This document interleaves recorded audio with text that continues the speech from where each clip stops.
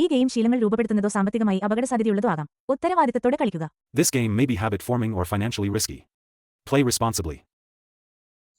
Dream 11ന്റെ point സിസ്റ്റമൊക്കെ ഒരുപാട് അപ്ഡേറ്റ് ആയിട്ട് വന്നിട്ടുണ്ട്. ഇപ്പോൾ പുതിയ പോയിന്റ് സിസ്റ്റം അനുസരിച്ച് ബാറ്റ്സ്മാൻമാർക്ക് കൂടുതൽ അഡ്വാൻറ്റേജ് ഓരോ ഗെയിമിലും ഉള്ള രീതിയിലാണ് ഇപ്പം സിസ്റ്റം വന്നേക്കുന്നത്.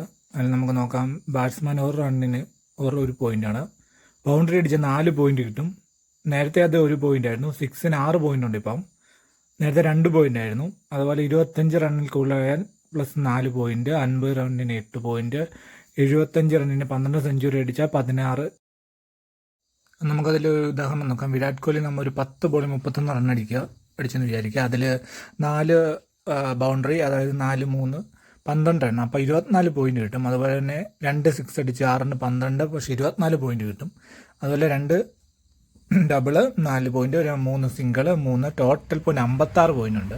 പ്ലസ് 25 റണ്ണിൽ കൂടുതൽ എടുക്കുന്നതുകൊണ്ട് 4 പോയിന്റ്, പ്ലസ് സ്ട്രൈക്ക് റേറ്റ് കൂടുതലായതുകൊണ്ട് 4 പോയിന്റ്, അങ്ങനെ 64 റൺ. അതായത് 10 ബോളിൽ 31 റൺ എടുത്ത് 64 പോയിന്റ് ഉണ്ടാവും.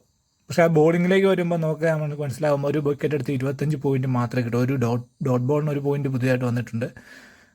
LBW ബൗൾഡോ വല്ല ആയെങ്കിൽ പോയിന്റ് 8 കിട്ടും. ഇല്ലെങ്കിൽ അപ്പോൾ 2 വിക്കറ്റ് എടുക്കുന്ന, നോർമലി 2 ക്യാച്ച് ഔട്ടിൽ 2 വിക്കറ്റ് എടുക്കുന്ന ഒരാൾക്ക് 50 പോയിന്റേ കിട്ടുള്ളൂ. അതായത് ഇപ്പം നോർമലി ഒരു ബോളർക്ക് 2 വിക്കറ്റ് കിട്ടുവാണെങ്കിൽ 50 പോയിന്റേ കിട്ടുള്ളൂ. അതിപ്പം ചിലപ്പോൾ ലാസ്റ്റ് നമുക്ക് എങ്ങനെ കുറേ അടിയൊക്കെ കിട്ടിക്കഴിഞ്ഞിട്ട് ഒരു 4 ഓവറിൽ ഒരു 50 റണ്ണോ 40 റണ്ണോ വിട്ടു കൊടുത്തിട്ട് 2 വിക്കറ്റ് എടുത്തിട്ട് കാര്യമില്ല. 50-ന് താഴെയായിരിക്കും അവർക്കുള്ള പോയിന്റ് വരുന്നത്. അപ്പം ലാസ്റ്റ് കയറുന്ന ബാറ്റ്സ്മാൻ 9 ബോളിൽ ഒരു 30 റൺ അടിച്ചിട്ടുണ്ടെങ്കിൽ അപ്പോൾ അതിൻ്റെ ഇരട്ടിയായിരിക്കും ബാറ്റ്സ്മാന് കിട്ടുന്നത്. അപ്പം ബാറ്റ്സ്മാൻമാർക്ക് കൂടുതൽ അഡ്വാൻറ്റേജ് ഉള്ള ഒരു ഗെയിം സിസ്റ്റമാണ് ഇപ്പം ടീമിങ്ങിലുള്ളത്.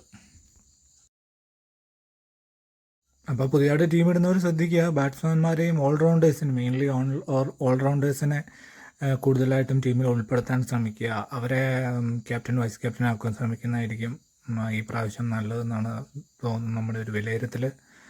അതനുസരിച്ച് പുതിയ സിസ്റ്റം മനസ്സിലാക്കി ഓരോ ഗെയിംസിനും ആൾക്കാരെ മനസ്സിലാക്കി ടീം ഇടുക.